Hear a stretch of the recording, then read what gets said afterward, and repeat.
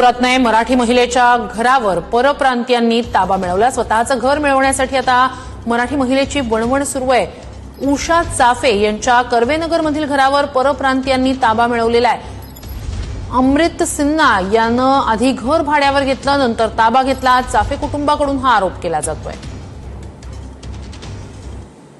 परप्रांतीय लोक असे मराठी माणसांवरती अत्याचार अन्याय करतायत आज, आणि मला न्याय मिळेल की नाही याची मला खात्री नाही आहे।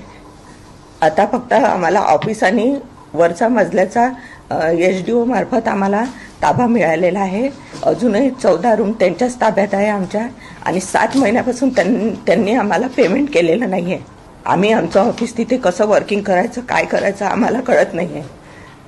काय मागणी आहे तुमची? आमची एवढीच मागणी आहे की आम्हाला न्याय मिळावा आणि त्यांना सजा द्यावी। मॅडम सोबत नाही का धक्काबुक्की केली। मॅडम ओरडली जोरात की पोलिसांना।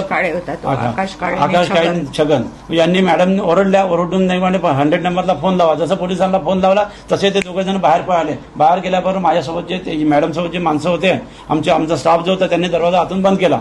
तेवढ्यात नाही का 10-15 मिनिटानंतर अमृत सिन्हा, दुर्गाप्रसाद सिन्हा, अमृत सिन्हा, त्याच्यानंतर हा वैभव, असे नाही का 10-15 गुंडे आणि सोबत नाही का बाउन्सर घेऊन तिथं आले। आल्यानंतर दरवाजे जोरजोरात ठोकायला लागले की तुम खोलो अभी आज तुम्हाला मर्डर ही कर डालते करके। मग त्यानंतर पोलीसवाले आले आणि यांना घेऊन गेले पोलीस स्टेशनला सर्वांना। तुर्तास वेळ झालेली आहे। बुलेटिन